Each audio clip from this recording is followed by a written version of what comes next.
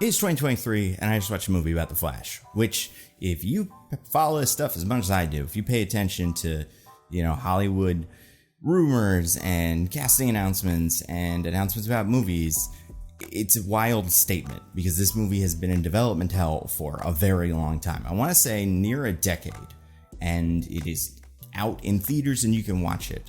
And I'm imagining it went through a lot of different directors and different versions of the script, so this may not have been the exact movie that they were going to make in 2014. Either way, it exists. That is interesting.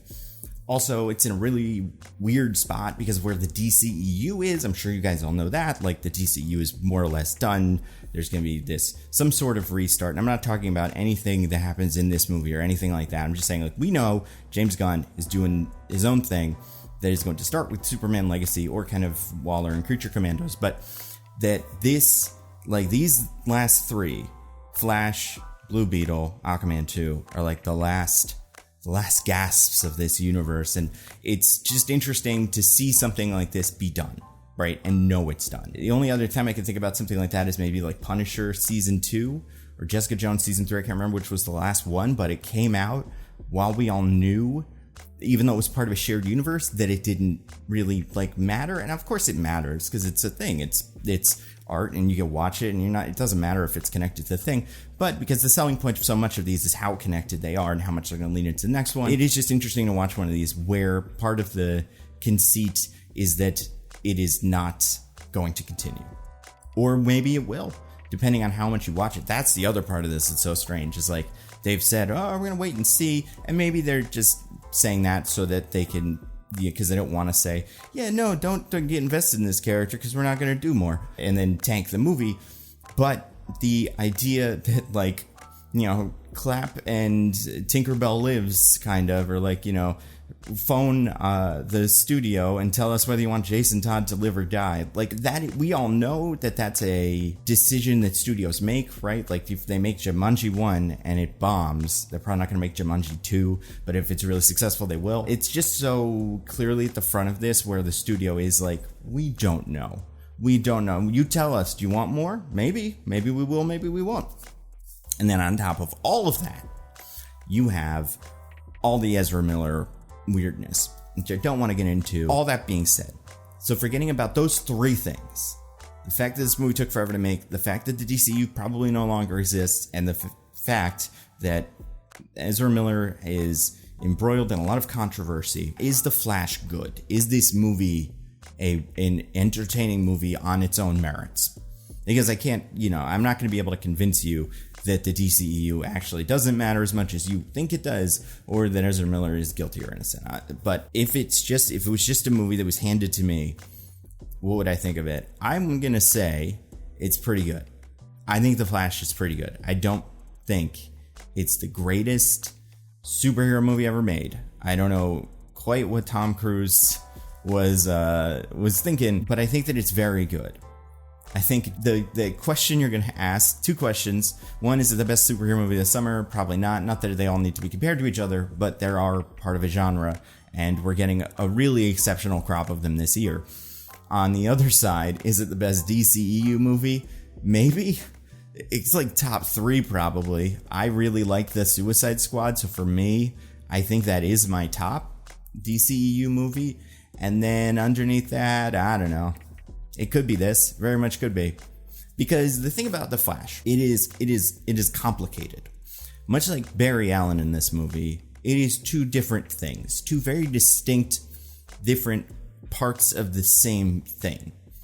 And if you haven't seen the trailers, if you know nothing about the movie, then spoiler alert from here on out, in the very basic concepts at play here, like the fact that there's a second Barry Allen in it, the fact that Supergirl is in it, that is your spoiler warning. There are two Barry Allens. There is, and I think they kind of exist as a good metaphor for what this movie is.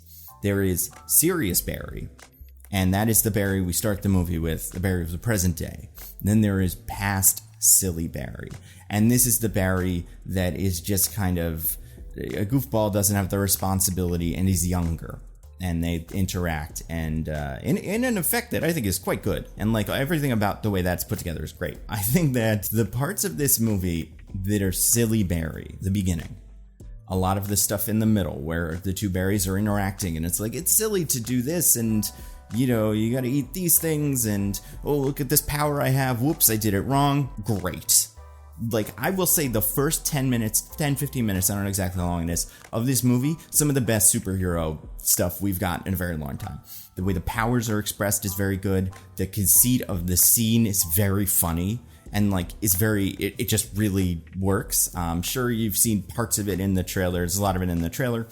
I think there are other characters in that scene that are probably the best we've ever seen them. I think it's pretty impressive. I mean, I'm sure you've seen the Batmans in this.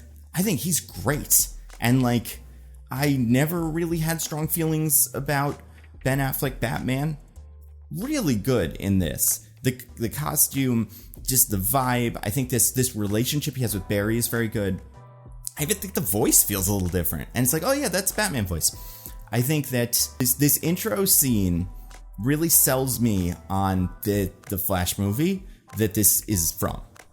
That is not the Flash movie that we get. And I don't think that makes this Flash movie bad. But it's like, man, a movie in Central City about Barry Allen doing regular Flash stuff, dealing with villains and disasters, and every so often checking in with Batman or whatever. That would be so much fun. I think some of the ways that like I said, the powers are visualized is great. I've many times complained, made a whole video complaining about the time in a bottle thing that we do with Quicksilver now, where time stops and the character just like moseys on around and, you know, moonwalks and does darts and stuff. That is not what this is. There's some stuff where it's just speed, like you're watching from far away and you're seeing them move, and it's very fast and it's very cool. There's other stuff where they are moving really fast, but there is still a sense of danger, and there's still a sense of like, oh, maybe that's not fast enough though, because that's always been the problem with this. The tension of the scene is removed by the speed being drowned down to zero, whereas you can still have an interesting scene in that slow-mo as long as there's stuff happening and there's challenges, and whatever the superhero needs to deal with is tricky. And they set up a very, very complex scene, which you will see, and you'll really, I think everybody that I've heard has seen this movie loves, and I agree, I think it's fantastic, where it's like, you know what? This is tricky for him. How's he going to get out of this one? Even with super speed, it is not a done deal. And I love that about this movie. I think that that first bit is great. I think the bits that are shot in the light of day, especially in the beginning, there's a shot that I've seen in a bunch of trailers where Barry gets ready to run and then does this kind of, the camera pulls back, what it was called a push pull usually, where the focus and depth of field changes. But in this use, it's kind of like loading up a slingshot, and the sound that comes with this is fantastic. I just think Andy Muschietti has done a great job of making this character fun. I think they were always kind of fun. Like they were the comic relief in the Justice League movie, but I never felt like they were having fun. I never felt like their powers were anything but like a curse or something they were, halfway on. But with this, I'm like, you know what? It would be hard to be the Flash. It would be difficult, and like your life would be very clearly, you'd be somewhat tormented. On the other hand, this does look like it could be pretty fun. And that's all just the first 15 minutes of the movie. I think the first act of the movie in general is very good. I think they're very creative with how this movie, like I said, visualizes some of these concepts we're kind of familiar with, things we've seen on The Flash, the show, and in the cartoons and everything like that. I was not expecting certain things. You'll know when you see them. And you'll be like, whoa, that's what we're doing. I think that one of the things that I was so impressed by is really slick. Again, Andy Muschietti, fantastic director. It seems like really nailed some comedy, but also just the way that like the camera's moving around, the editing.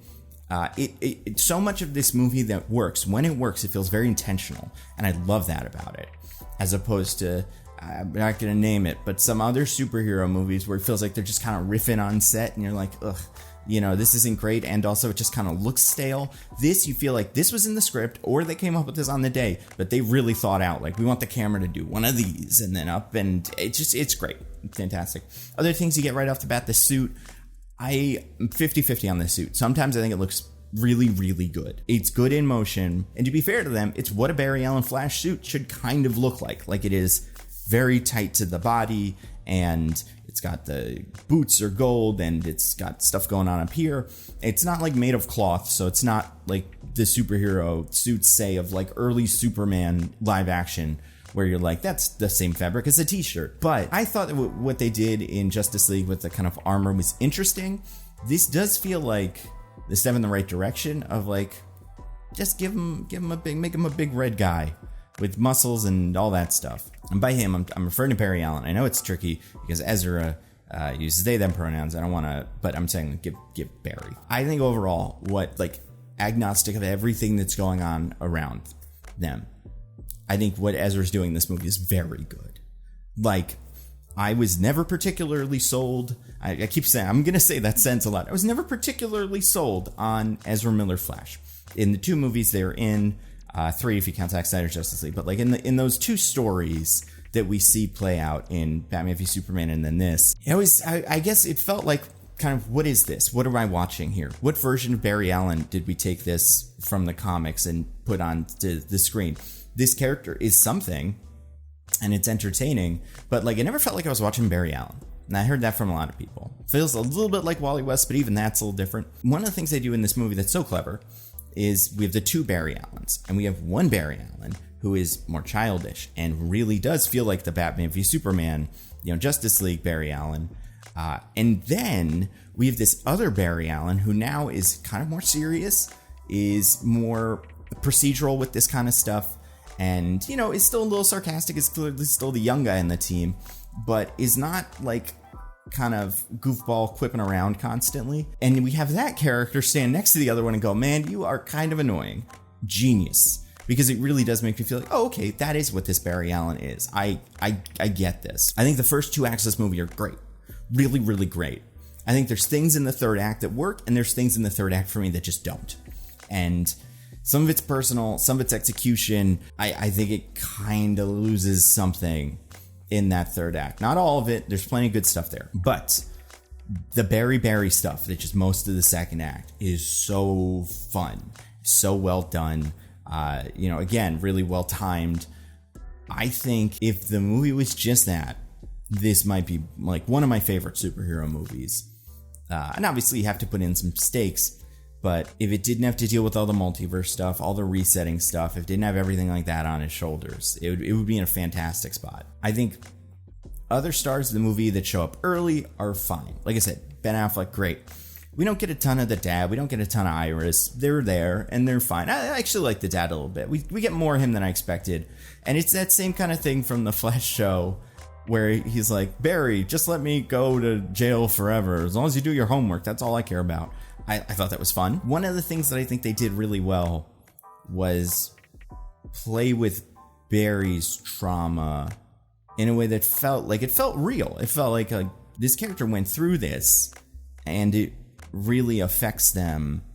Like, I guess it's just done in a way that's creative, where you see them relive certain things, or like, instead of just starting the movie with Martha and Thomas Wayne being shot in an alleyway. It just feels clever. I think the effects are a little bit all over the place. We'll get to 2nd act stuff and like specific actors. I think that some of them are fantastic. Some of them are fine. I don't have really strong opinion. I think when the effects are good, they're great. They really did get the speed part of this right. On the other hand, it's not all perfect. But let's talk about the whole plot. The fact that this is a Flashpoint movie, I don't think is incredibly helpful for what this movie is trying to do.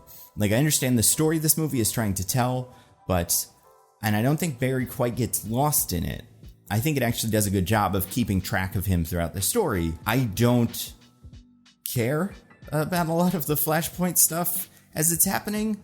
Like, it's a bummer that they're doing all this Zod stuff. That's not good for those people in that world, but it is kind of like, I think as a person in the movie, watching the movie, we have these 2 sets of stakes. We have the very personal stakes. Barry Allen wants to save his mom. Then we have this larger stake of like, Barry Allen wants to save the universe or whatever. Multiverse, it doesn't matter. And I think all the multiverse stuff, I'm like, yeah, no, I don't know. Save it or don't, whatever. The mom stuff, I think, was good. I think all the family stuff was really solid. I think the actor who played the mom was good. I think Batman was very good. I think Michael Keaton was fantastic. He's such a pro, just able to slip into this role. Like, I have a hard time imagining some of the other Batman do this. Like, having just recently watched Homecoming again, it just makes me appreciate, like, Michael Keaton is very good at this. He's very charismatic. He is not, I was never, like, again, I was never fully on board with his Batman as, like, the definitive Batman. But it is a take on the character that I think is true to the character and also feels very unique. I think he's very funny. I do think there's a good amount of him in this movie. You really can sink your teeth into it, and he gets an arc, and it's fun. I think they use this opportunity to have this character do some things that they hadn't done before. You know, obviously they kind of go all in on some special effects with them, like gliding around and stuff. It's different from what we're used to for that character, but it all looks pretty solid, and a lot of the fight choreography with them is great. So this is second act stuff now. Sasha Kaja, I've seen people say they loved her. She left a really strong mark. I'm sure that's true. For me, she's just not in the movie that much. I was expecting more of her, and I don't know why I thought that, because you could see the trailers, kind of figure out how this plot's going to go, especially if you've read Flashpoint. But just, I guess, based on marketing and based on how much, you know, they were right in the middle of the posters, and obviously they're going to try to sell this movie, there just was not very much of her. It would be like, I guess for me, she's in the same role, and I'm not saying she's doing the same thing, but has the same amount of screen time as, like, Adam Warlock in Guardians 3. So if, you know, you come out of the movie really liking Sasha Kaja, that's great. I just didn't feel like there was enough to grab onto that I have a strong opinion one way or the other. I think the powers all look pretty good. Looked about as good as all the rest of the stuff we've seen. There were some shots that I remember from trailers that looked a little more rubbery and not quite as refined that I think they did. Like, I think we've got to stop judging some of these trailer shots, taking a GIF on Twitter and going, this looks bad, because it's just never what it looks like in the real movie, except for a couple times, but usually it isn't. And I don't want studios to put that many shots in trailers in general, but they're in a tough spot where, like, we want to put this in the trailer, but it's not 100% perfect, but we still do want to. Yeah, I understand that. I think all this Zod stuff was fine. Again, he's fine. It feels not unnecessary. It's just not. I just didn't have strong feelings about it. I do understand people that are like, what are we doing with General Zod as the villain in a Flash movie? Like, well, the bird's really going at it outside. I would really prefer a movie with Captain Cold or Gorilla Grodd or even Reverse Flash. I've never been the humongous Reverse Flash fan, but I can understand why that story is just a little bit more personal. It feels more Flash. There was a lot of stuff in the third act that was very cool, right? Putting Barry in the same room, or on the same plane as Kryptonians, is like, all right, Barry, you can save people from disasters, but can you beat them up? What are you going to do to them? Interesting. Good question. Putting Batman in that same situation, and Michael Keaton Batman, who's very gadget heavy. I realize that's kind of what I expect from him. What do you do with him? Like, what is that? There's part of the third act that I know people are going to be split on. I was not in love with a lot of the stuff that happens at the end of the movie. Specifically, not to spoil it, and I really don't want to, so I'm really going to tiptoe around anything here. When we get into different problem timeline things, so not talking about just General Zod, but like bigger picture multiverse stuff, I didn't care. In fact, there was some stuff in there that I didn't like. There was stuff that I don't think I was able to hear super well. I don't know why this is a problem now with movie theaters. Yeah, I was kind of not like upset with the end of the movie, but I understand people that are like, the third act is messy. It's ambitious in a way that I respect, that they took big swings and they were able to get some cool stuff out of it, some very cool stuff that we've wanted for quite some time. However, the conceit of what is happening, I just didn't grab me. As much as the stuff in the beginning, as much as the personal stakes, Barry and the mom, and like, you know, he just wants to save his mom, and there's another Barry out there, and that's causing him trouble. And I think that's what's holding this movie back, in my eyes, from being really one of the great superhero movies. The ending doesn't work for me. There's bits of the ending that are great. There's very nice personal bits that are great. And like, again, this movie is very well acted. I'll just say this without spoiling it. In the ending, a lot of the things that I liked about this movie that were small got swallowed up by other things. And when you see the movie, you'll know this is exactly what I'm talking about. And for me, that stuff just did not work. It did not help advance the movie. In fact, I think you can cut it all out and it's as good. It's better for sure. For me, the mileage will vary. But when this movie works, it really works. It's very, very funny. And tonally, I think that works for The Flash. He is one of the great timing superheroes in that you have speed and, speed coming to a halt. And a lot of his powers are very flashy and can be kind of flashy in a way that is like cinematic, I guess. The score was fine. A lot of needle drops that I didn't mind. I think they did a lot of fun stuff with powers. I think they were very creative in the way that they had Barry utilize their powers. And that is nice. Just, that ending really left me going like, almost, we're so close. It's that Krennic clip of like, we were on the verge of greatness. And that's part of why I'm like, I don't think this is quite for everybody. There are people that will be watching this where their eyes will glaze over at the end, and I totally get it.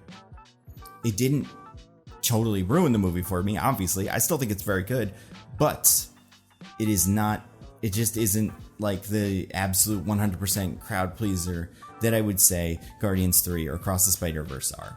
But if like Shazam 2 and Ant-Man 3 were the only other superhero movies that came out this year, it would be the best one by a pretty wide margin.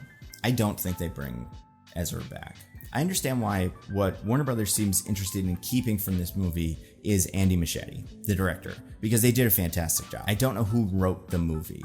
So like some of the choices that I wasn't in love with, and some of them feel very studio. Like, we would like this to be in there. But when the movie is just being a movie about the Flash, it's really good. Very funny, very watchable, thoroughly goofy in a way that I love. And I've never been the biggest Flash fan. He's not my favorite superhero. But I've always been like, why haven't we done this? Why don't we have a Flash movie? We have 40 Spider-Man movies, and the Flash should be as marketable and as fun. And at this point, I think he might kind of be. I think we can see it. We can see where this is. When this movie works, it really works. When this movie is great, it's great. First 20 minutes, great.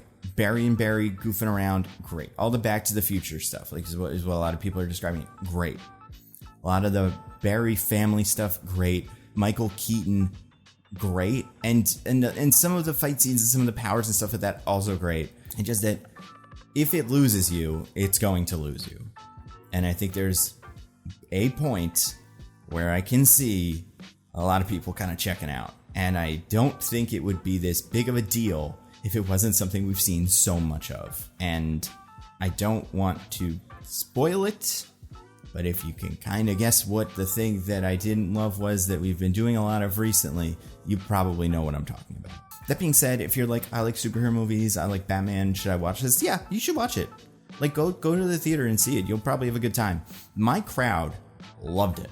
My crowd was having an awesome time.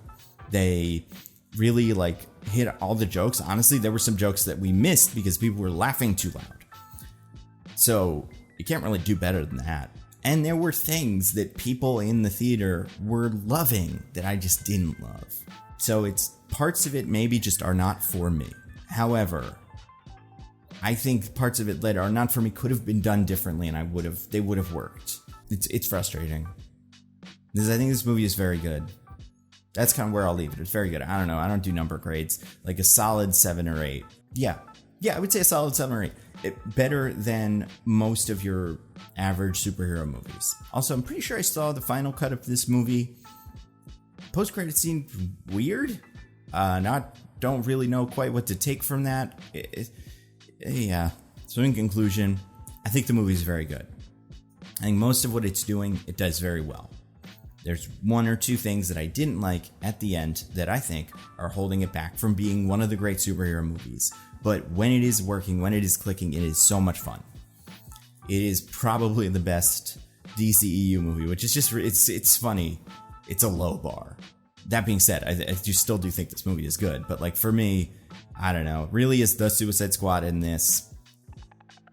I can't even Wonder Woman, I guess. But Aquaman, maybe. But if you're on the fence about whether you want to see this in, like, there's some stuff sound-wise that is cool and big theater. It is a big theater experience movie. I did really appreciate that part of it. So I'd say it's a good movie to see in a theater. It just isn't like, well, you gotta go see Rush Out because this is one of the great, it really is tough because we got Guardians 3 and Spider-Verse, two of the best, most complex, funny, emotional, beautiful superhero movies in a really long time.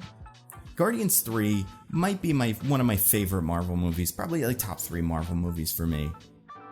And Across the Spider-Verse, obviously, one half of a great movie, probably. And yeah, this is a very above average movie, and the parts I liked, I really liked. So that's my take on it. I'm shocked we're here at all. Now, I know a lot of people have seen this one.